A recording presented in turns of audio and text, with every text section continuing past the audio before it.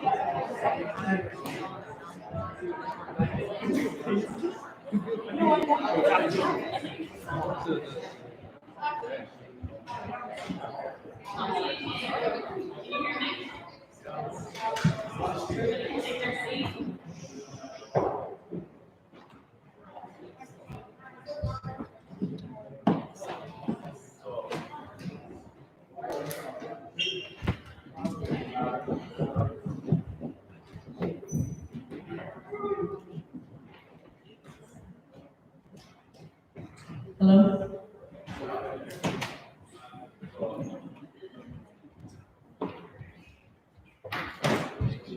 Students, colleagues, friends, and especially the class of 2021.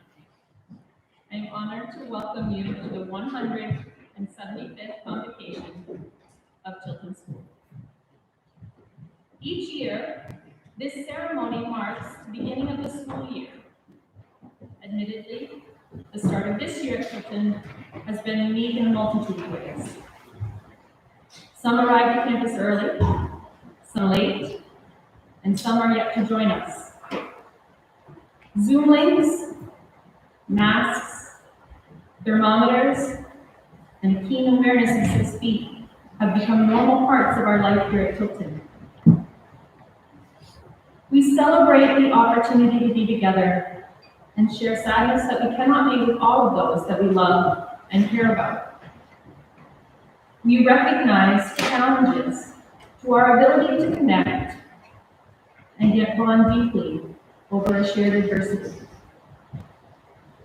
As we acknowledge the uniqueness of this year, let us keep our focus on the shared experiences and powerful impact these experiences are having on our lives and our understanding of one another. This will not be a year that will blend seamlessly into the fabric of Tilton School. You will not be a class whose presence at Alumni Weekend will be marked only by a 5th or 10th milestone. You will be a class that is known for how you handled the global pandemic, a call for racial justice, and a political awakening. You will be a student body that defined the way forward for Tilton. Your stories will carry great significance to the classes that follow, and their understanding of Tilton's mission to develop students who navigate a world driven by diversity and change. And so I offer a blessing to this year. May we be grateful for the opportunities that lie ahead and for the collective spirit that will carry us forward. And may our gratitude bring us great happiness. French journalist and critic Alphonse Parr noted that we can complain because rose bushes have thorns, or rejoice because thorns have roses. And the Greek philosopher Epicurus said, "Do not spoil what you have by desiring what you have not. Remember that what you have now was once among the things you only hoped for." To be here with all of you, facing these challenges together, was truly what I once only hoped for. I pray that we embrace and honor this year with gratitude for what we have. And what we have is each other. Amen.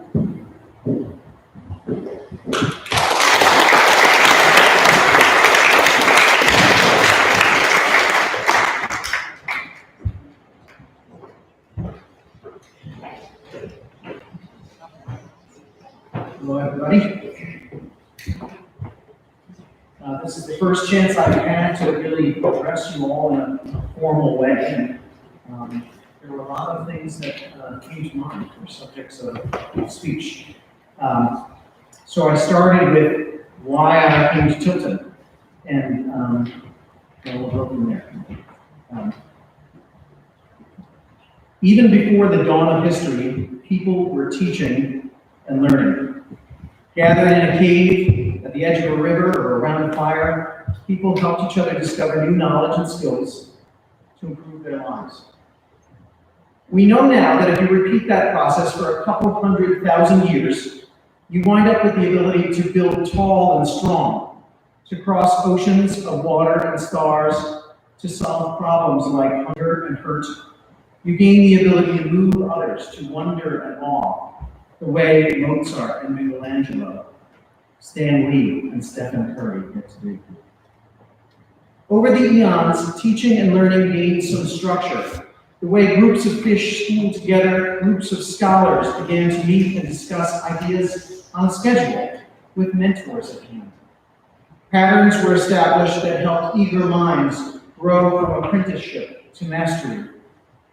Assessment emerged as an interactive and personal process, with learners defending their ideas through oratory or prose or practical application, demonstrating not what they knew, but how they arrived at that knowledge. We gained the Socratic method, named after Socrates, who was basically an ancient Greek version of Mr. Landroche.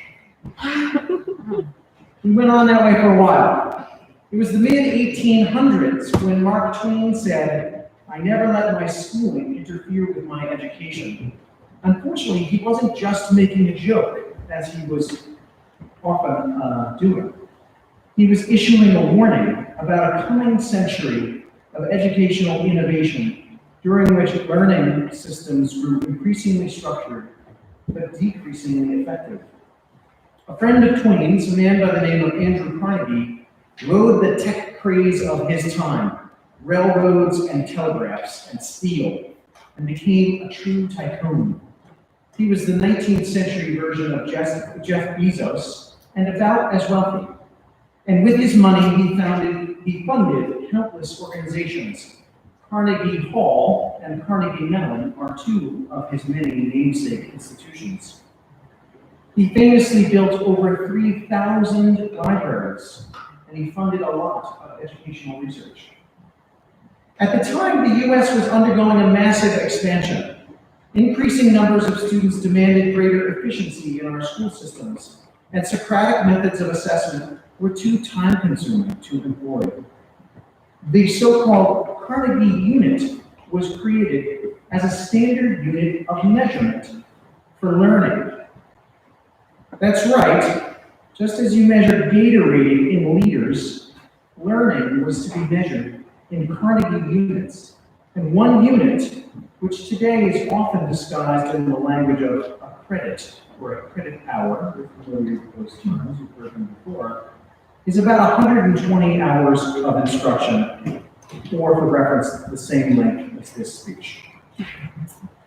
So let me repeat that. A century ago, a railroad tycoon established the rules by which your education is measured. And today, most schools in America use some form of the Carnegie unit in their design. States use it as the foundation of their educational laws, and colleges use it to decide whether you've earned your degree. But wait, there's more. During this era, schools were industrialized. Learning spaces became lecture spaces, where teachers shared content to dazed and silent throngs of students. Letter grades were invented as a way to standardize the experience, and soon after, the multiple choice question appeared. This led to the greatest of all horrors. In 1926, the SAT was launched, a tragedy made all the worse by the lack of graphing calculator technology. Industrial education thrived.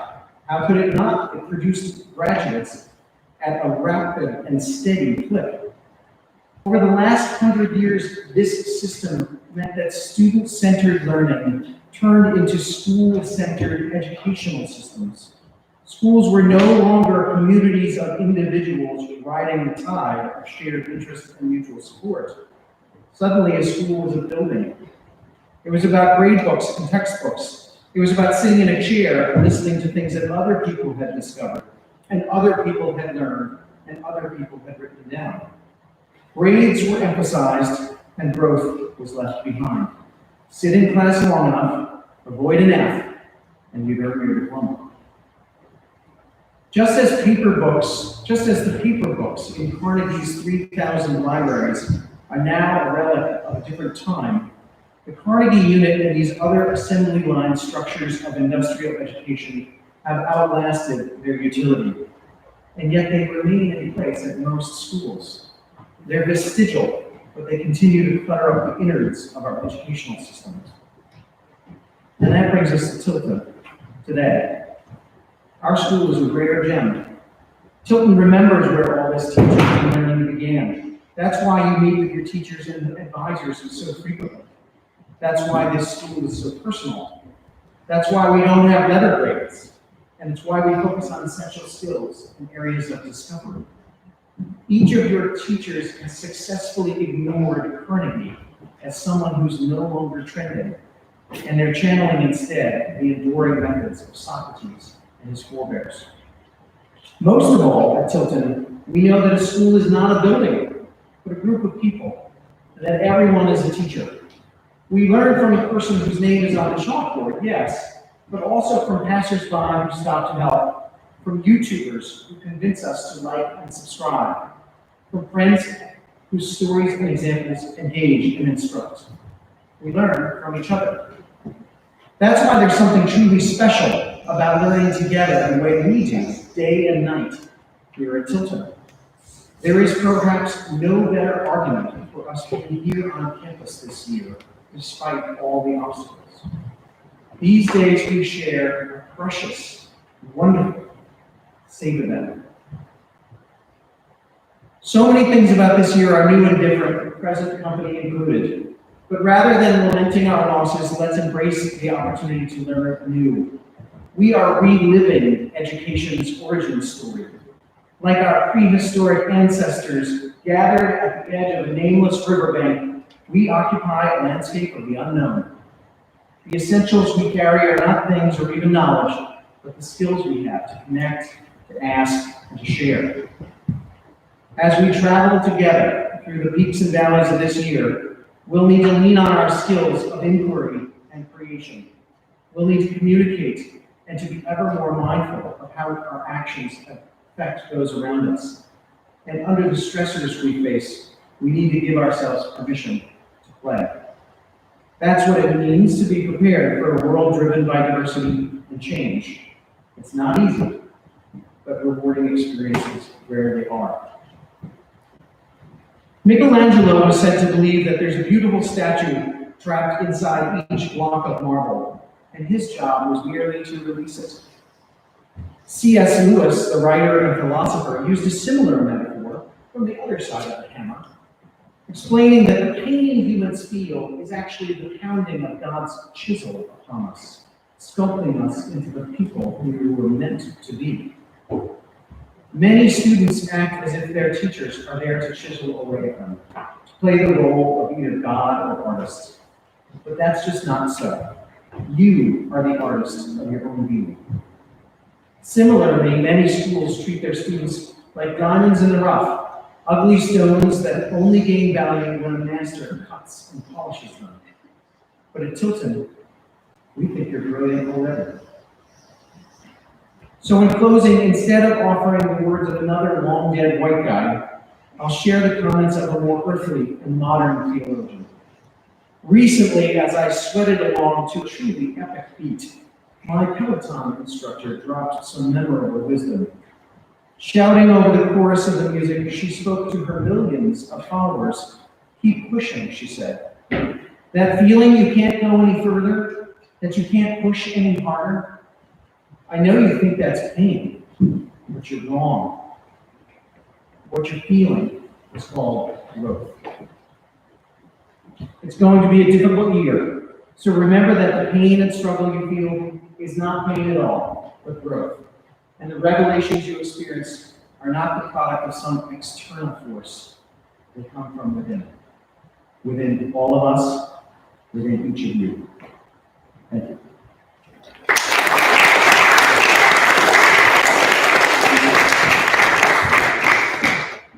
Next up, we have a convocation address from recent graduate Sam Alsea, class of 1918. Class of 2018 is here to speak about his experiences. He has worked as a community organizer and activist, and I am sure you will be excited to hear what he has to share with us. So please welcome Sam.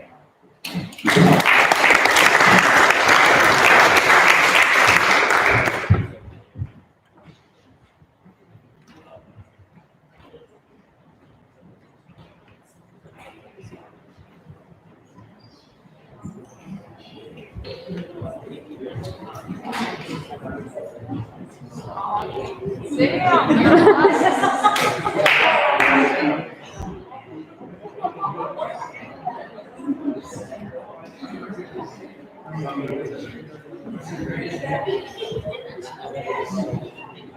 Wow, I'm texting him right now, telling him.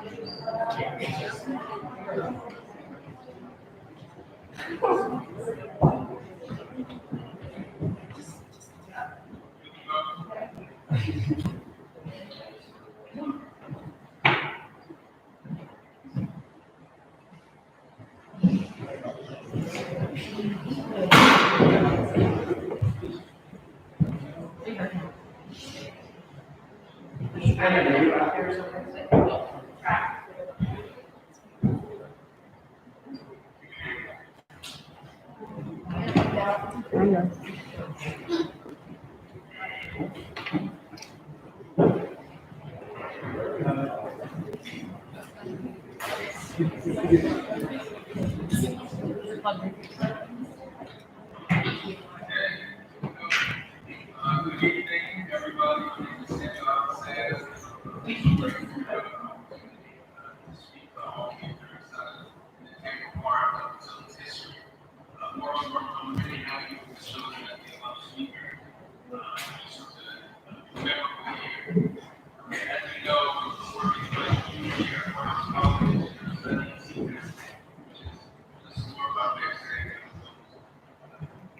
graduate until my time here started, real quick, my junior year.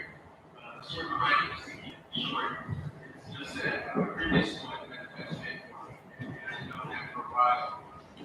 But my junior year, my mom decided to act on it. My close friend was just started his first grade too. I'm recommended the school to me. That's why I think it's both me and the by that Thursday, they played some on that first quarter.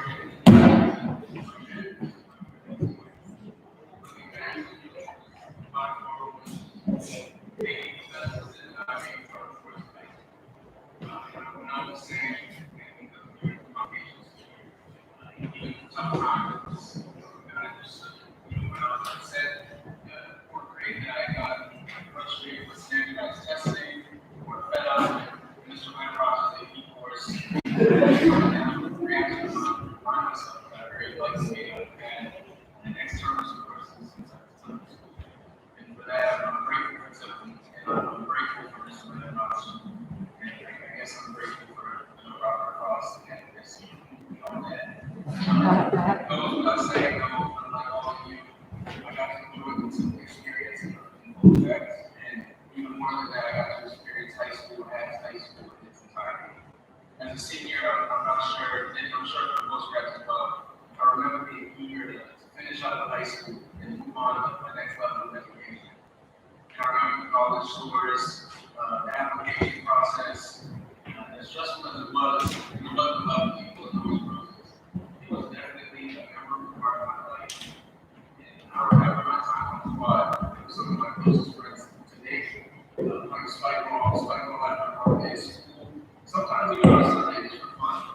And unfortunately, your class doesn't have the same level due to COVID. And for that, I'm not only sorry, but I'm too. I know I took me home to granted. At the same time, I'm going to write my regular school at some point for the next couple of years, so I will practically be. But with that being said, my hope for your class, beyond the seniors and postgrad, but for everyone, is just that you realize a newfound appreciation of some sort for the benefits that in-person classes have to offer. And if not, I hope these words can serve as a wake-up call. Group study sessions or other in-person interactions in the classroom, even something as simple as making eye contact with your teachers, just so you know that you're being heard. These basic elements of everyday life have become less accessible and more of a luxury over the past 7 months. I believe I've kind of lost track. I hope that you recognize this though, and moving forward, I hope that you can take this realization with you and apply it to everyday life. I hope that moving forward, every time you step outside and can safely remove your mask without worrying about any risks, you stay with the air around you and taking it. And when we're allowed to go shopping without the need for 6 feet between you and the next customer, I hope that you can touch every article of clothing in the store and try everything on, because why not? Because we can. It'll be legal. I hope that you take the time to reflect on everyday life before COVID, and not to be confused with dwelling on these memories, but just finding the time to appreciate your life beforehand. Because we are the generation that will be finding new hope post-COVID. And don't be afraid to reflect on the years that have had stuff as a family. I mean, I can't imagine. Much like you, I never went through anything like this before, but unlike some of you, this isn't how I'm really going to high school. Freshman and sophomore, most of you haven't even gotten to experience high school as high school. You've had such a long year, and COVID decided to be exposed to the absolute storm that is America's social climate. Between me and perhaps the youngest freshman in Tilton right now, there could be a 6 and 7 year gap between us, regarding our age. And yet, by the time I was in high school, I had already been exposed to some of the same American horrors. I was 12 when the world first heard Trayvon Martin's name. And if you don't know what that is, I asked you to do some research on it. This convocation is over. But for me, my halfway point in high school marked one of the deadliest years for fatalities against Black individuals due to police shootings. 2015. And I'd be remiss if I forgot to mention that the same year was home to some of the highest numbers of mass shootings disproportionately impacted by community through such exhibits as drive-bys and, according to the internet, gang-related events or occurrences. So while it's not ideal for me to create some sort of trauma bond between myself and the younger generation, it may be one of my only privileges and anyone else and every other one has kind of been burned down. James Baldwin specifically taught me that what links an artist with another artist, and quite possibly what creates their drive, their will to change, the shared trauma between the two. We've all been inside for the past 7 months. You saw, just like I did, the killing of George Floyd on television, on air, on the news, on Twitter. The 2 police officers that broke into Brianna Taylor's house and shot her to death were found guilty on the charge that didn't even relate to her. They got a sentence not for the bullets that had hit her, but the strays that missed and damaged some of the property around her. I call that a widow. That's what I call that. I saw Sweet Elijah McClain against his own word get choked out and later die with these things shown to the hospital. What I'm trying to say is that being Black in America is becoming increasingly more aware at a very young age of the notion of that. I've seen my mother, who I was on this call, get talked down by a police officer, or even just by another white person with white privilege. But lucky for me, she's stronger than any other, and she doesn't allow others to use their privilege to their advantage so easily. And that's not to say that she's stronger than any of the victims that I've named. But when you're as young as I was, when I first heard the N-word, for example, which was 6 years old, and you look to a parent for strength, for guidance, most importantly for an answer, and you see that they're just as handicapped in the situation as you are, because in the moment that a parent is called the N-word in front of their child, a Black parent specifically, or talked down to, which in effect can create the same response from the child, they have to decide on the spot whether they want to stand up and fight back against the abject cowardice that is racism, and walk on with their pride, and walk on with their humanity, and maybe even walk on with a proud child. Or if they want to keep their job, suck it up, and continue to put food in the child's stomach. This is why it will create an identity crisis in any young Black child. Racism operates as a power structure, and this is one of the dozens of ways to execute it. And I don't know how to fix it. I mean, I have ideas, but everyone has ideas. What I do know for a fact, and what should be apparent to you all now, is that what we've tried to do hasn't been working, at least to the degree we've been trying. And the more that Black people push back, the more we're asked for sympathy and understanding, as if racism died with the abolition of slavery. I understand all too well, and I do sympathize with the spiritual disaster that has been forced upon us in this country, the white paganism to run up. And we, as the generation that pushes forward the school of thought, and we, as the people that will someday be educating children of our time what is right in the world, have the tremendous responsibility of first educating ourselves what America has to offer, so we can beat the thing that keeps us down. A relationship moves in rhythm, meaning it's a constant give and take. And if it's somehow not enough that my humanity is a constant danger, or we praise it for you, here's this too. If you were to put me in a prison, then I technically become a prisoner. But with that, you now have to watch the prisoner. So that makes 2 prisoners. You get what I'm saying? What I'm trying to say is that we're in this together. And the truth is, in many ways, you're just as much involved in this crisis as I am. It's up to us and only us to get our feet out of the mud and move us forward. And frankly, I'm proud of our generation because we aren't willing to take an alternative to racism. We're mostly aware of the transition from child slavery to the modern day prison system, and it seems that many of us are impatient because the time for waiting has passed and the middle is blue.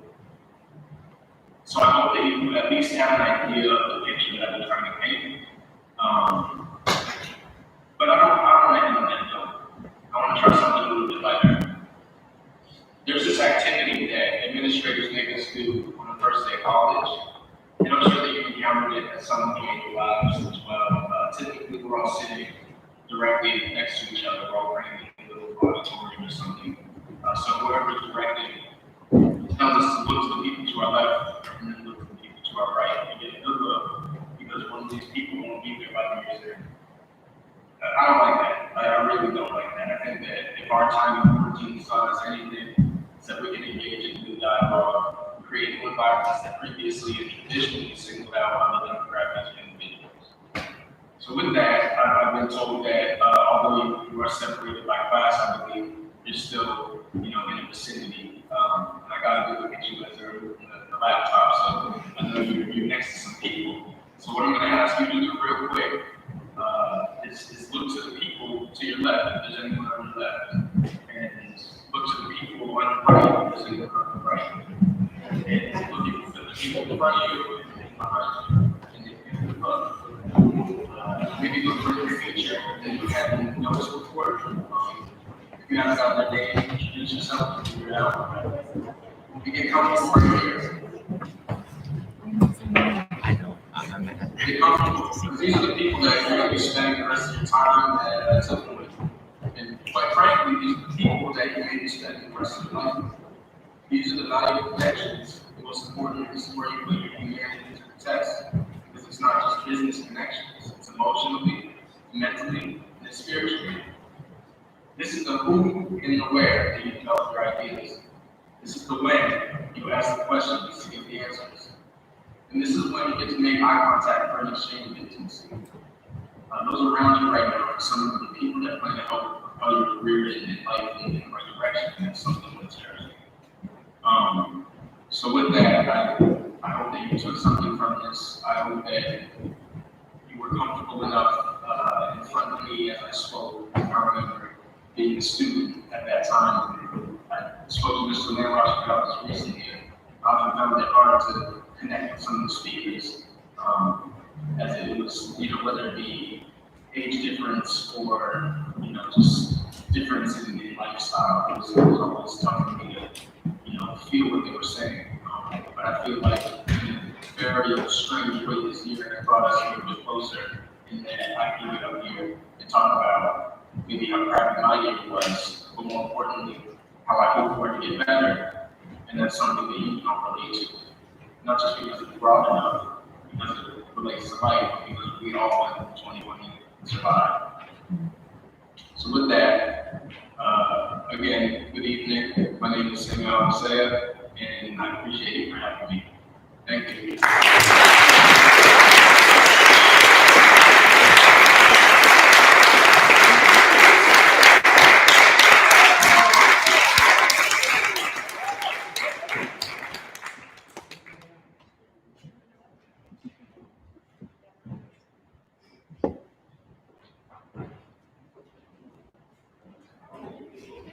I had the pleasure of meeting Sam over this summer, and he struck me immediately as somebody with not only a sparkling intellect, but a high degree of moral clarity. And I hope very much that's not the last we hear from him, and I'm happy to hold a mic for him anytime. Next up, we have a modern-day Socrates, Mr. Michael Landroche, here to present awards. Mr. Landroche.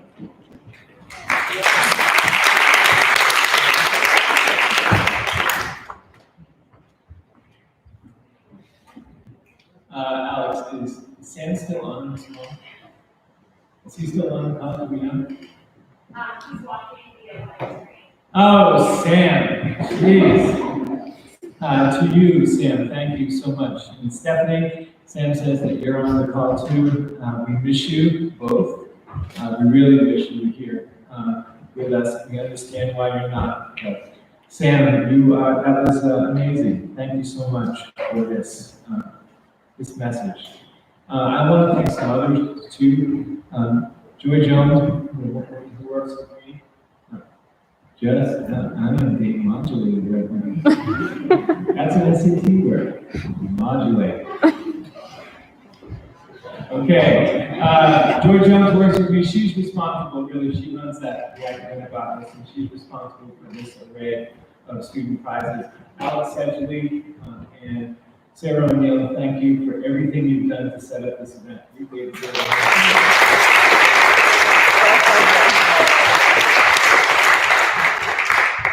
So the tradition of giving prizes at Tiltons started in, let's get this, 1864.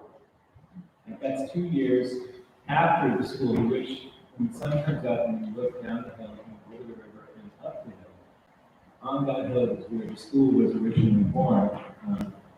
2 years after 1864, it burned down and then was rebuilt here. And the original school is where is Knowles Hall. That was our school. In the earliest years of giving prizes, we did it during commencement, and they often included scholarships to support our graduates who were moving on to college. A lot has changed since 1864, and the values that the school holds dear. You're learning right now, you're learning at this moment. Those values are changing. And we're exercising those values with greater clarity. You heard a lot about them today, starting with Ms. Love, and Mr. Field, and with Sam. What are those values? By now, we all know, if you didn't know before, Sam gave you the name. We all know the name Brianna Taylor, the 26-year-old emergency room technician who aspired to be a registered nurse. Shot and killed in March by the Louisville police in her own apartment as she was sleeping. We know her name. Perhaps you've seen the photograph of her and her boyfriend with that big smile of hers. It's almost, it's as if the cameraman caught her giggling or in a laugh. 8 months after her death, Brianna Taylor has become, by too many, hashtag, protesting systemic injustice against Black and brown people. So we all know of Brianna Taylor. You don't really know Brianna Taylor. I wonder about that. I wonder about who she was when she was your age, when she was in high school. This morning, National Public Radio reporter Jeff Clark asked the same question. And she listened to the teachers Brianna touched personally when she was your age. To a person, these teachers characterized her, remembered Brianna as, quote, a smart and caring student of the soul. She loved math, reflected Leah White, Brianna's high school math teacher. It was her favorite subject. She had such a beautiful mind, a mathematical mind.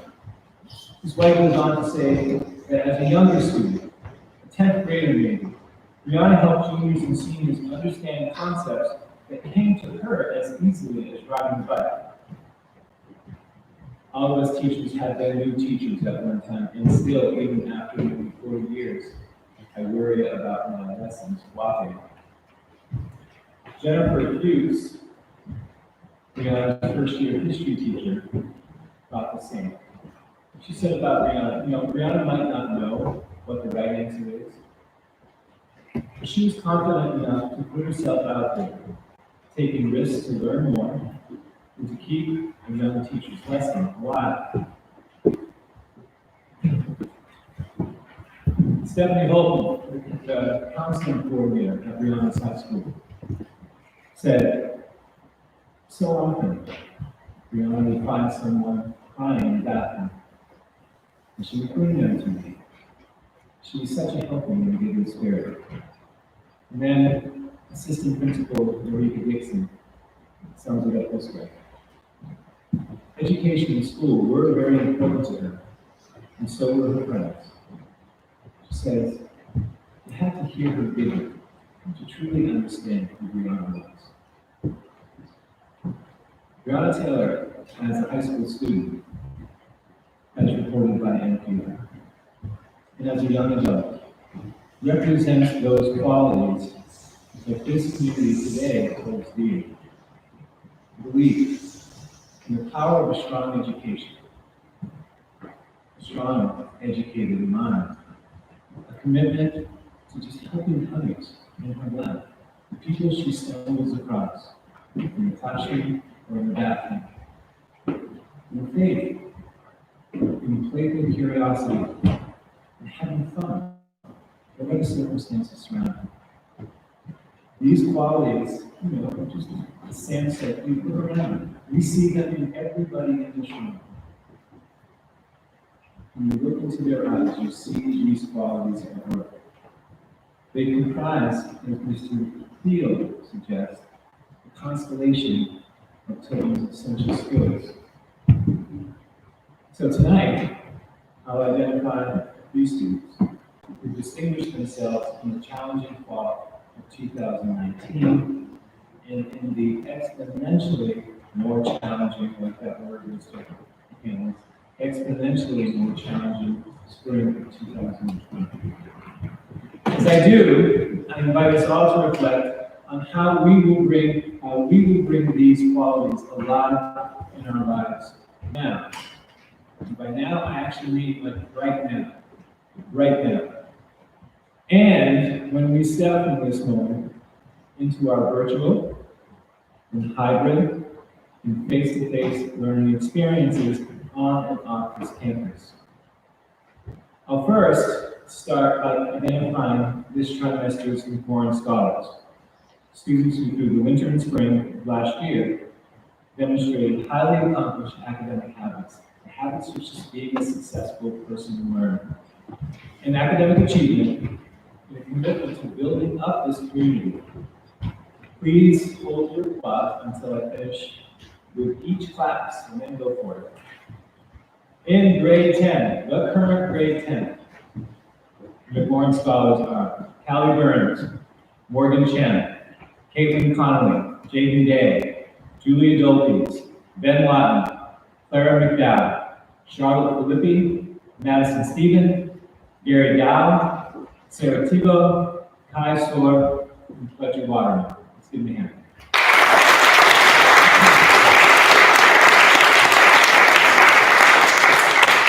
In grade 11, a little bit longer lists.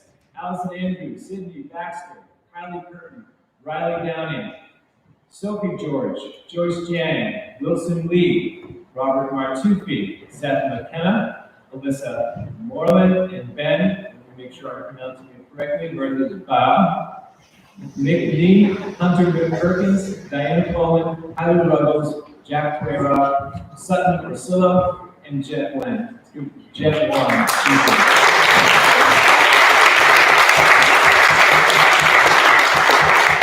And in this room, Sointu Ahola, Jason Callahan, Stephen Chen, Olivia Dematos, Megan Gates, Josh Hansen, Sean Jin, Emily Labraciano, Connor Lally, Petey, Alex Lee, Tasha Lima, Amy Liu, Nelson Yu, Leighton Martinez, Matt Paganini, Alex Ritter, Kyle Rollins, Mackenzie Saunders, Cam Shepard, Rain Shi, Alyssa St. Ange, Simon Wong, Andrew Lozen, Leo Yao, Howard Yin, and Matt Joe. Nice to meet you.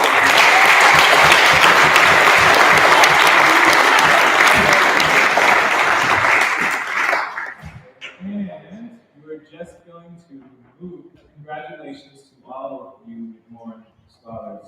It was reaching this mark in the spring of 2020. That was tough to do. Nice one. I'm going to move to the prizes. I'll note, you should know, that the award recipients who have graduated will not be named today.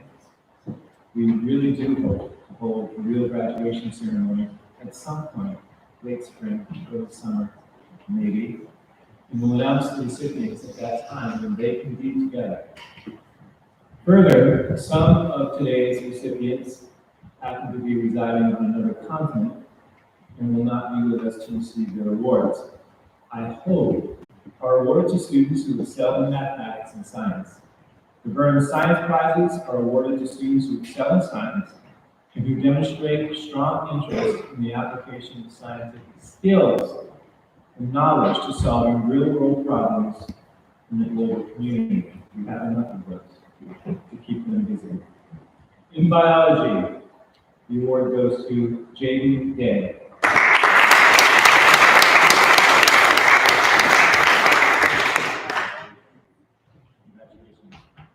In physics, another student in China, The award goes to Wilson Lee.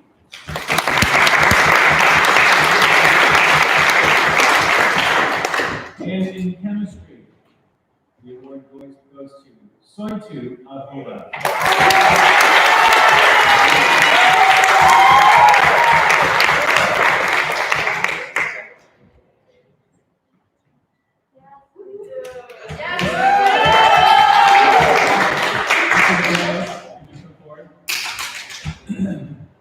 Learner prizes in mathematics are awarded to students who demonstrated outstanding creative problem-solving abilities in the core mathematics programs. Awarded this year to 3 students. The first student is not here; she's homesick tonight. We hope she's watching too. In Algebra 1, the award goes to Claire McDowell.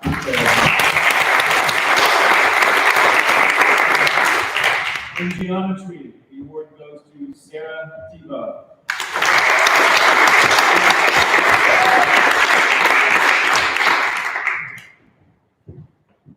And in Algebra 2, the award goes to Joyce Jen.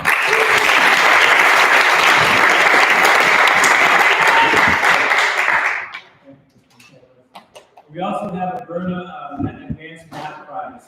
This is awarded to a student in the Advanced Math course who demonstrates superior level of creative problem solving in mathematics and a passion for mathematical analysis and abstract thinking.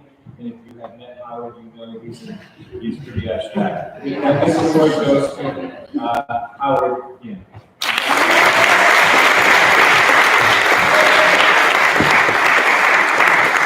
Miss Grisman, come on down.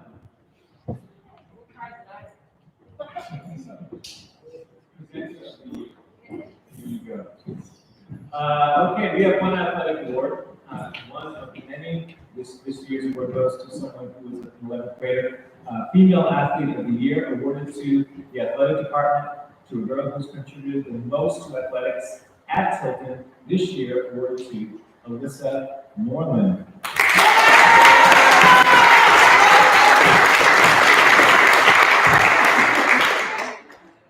Thank you. Ms. Smith, Mrs. Smith, would you come down?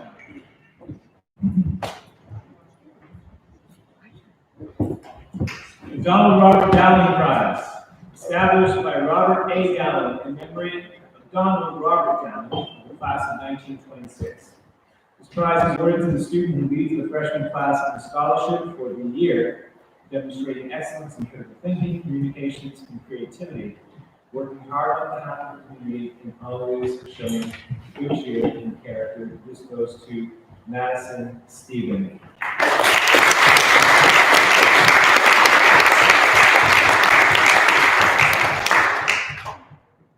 The Holton Prize, founded in 1927 by Mrs. Sally K. Holton.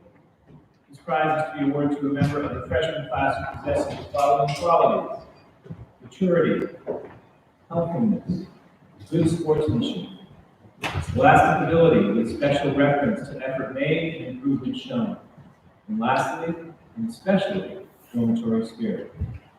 Awarded this year to Kai Sorrell.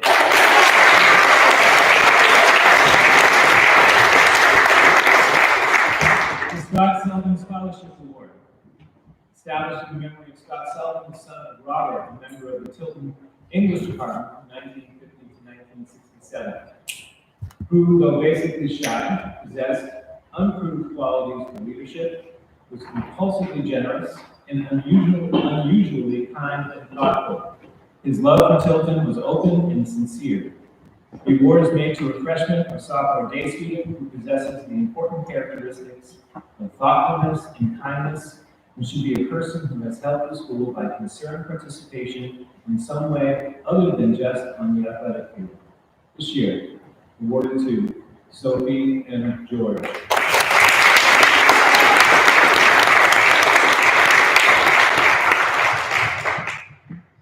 And Miss Gavin.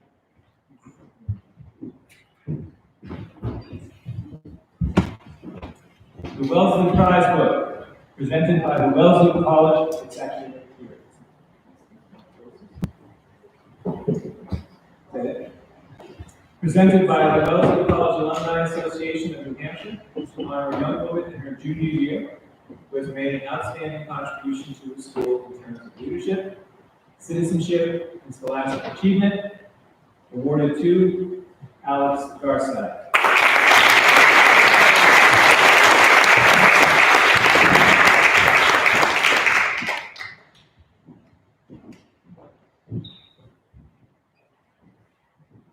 The Smith College Book Award, presented by Smith College Club of New Hampshire to an outstanding junior who exemplifies academic achievement, leadership qualities, and concern for others. This year, awarded to Sointu Ahola.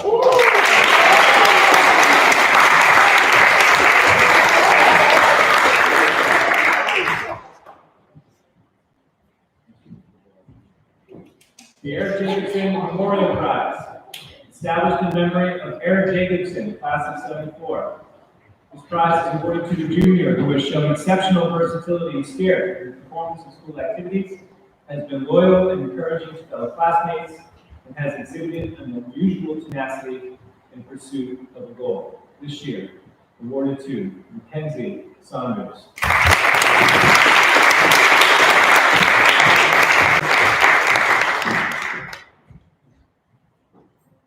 The Wells College 21st Century Leadership Award, awarded to the member of the junior class who embodies the spirit, integrity, and intellectual qualities of a strong future leader, and who has been recognized for academic excellence, community involvement, and leadership ability. This year, awarded to Megan Gates.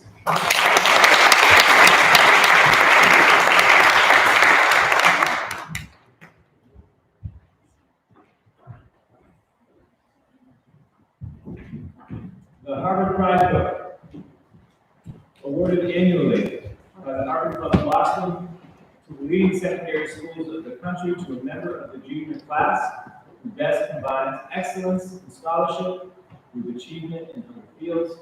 This year, awarded to Elizabeth, we know her as Liza Field.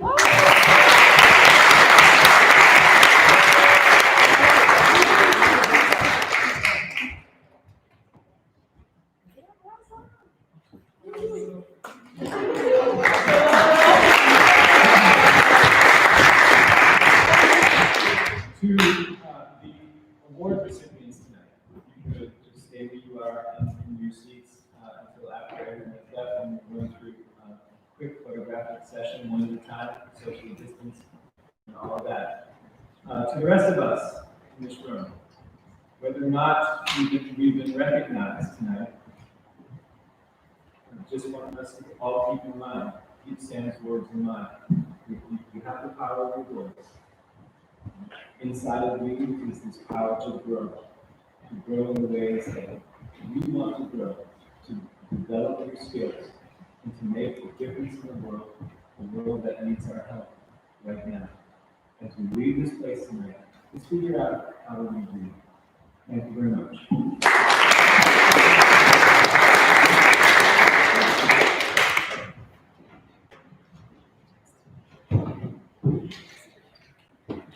Throughout our time at Tilton, we will experience moments that shape our lives forever. Through our experiences, we will be introduced to writers who will reveal a new world to us, principles in math and science that shape new understandings, and lessons from history and world language that help us gain new perspective. Even more beautiful are the moments here on the hill, moments that are in between, unscheduled, when we are good to each other, when we share a part of ourselves beside a fire, when we are on a bus sharing music and singing, or when we're in the studio or stage, when we design, create, and connect. It is in these experiences at Tilton that shape our growth and will help us lead purposeful lives beyond the hill. Now is our time to commit to each day and every relationship, to immerse ourselves in the present, our time together. In closing, I would like to share some special sentiments. Please remember, it's the simple and sincere moments in life that are the most extraordinary. To understand the heart and the mind of a person look to who they aspire to be. When you give of yourself, that is when you truly give. Thank you for sharing this evening together. We are all a part of something special. We are all a part of Tilton. Forever Tilton true.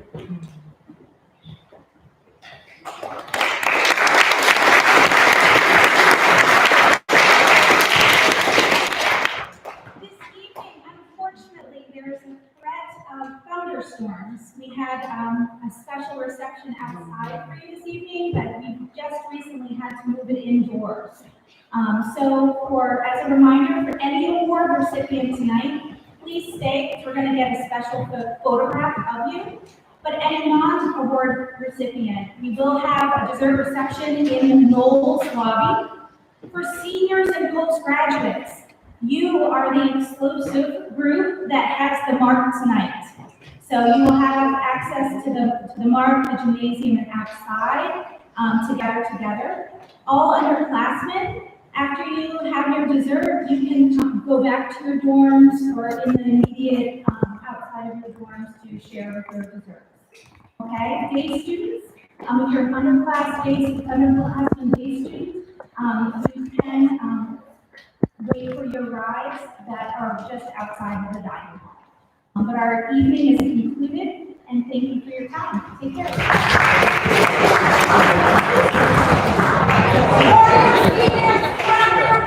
For your seniors, make sure you're staying also. Stay in your seat. Liza.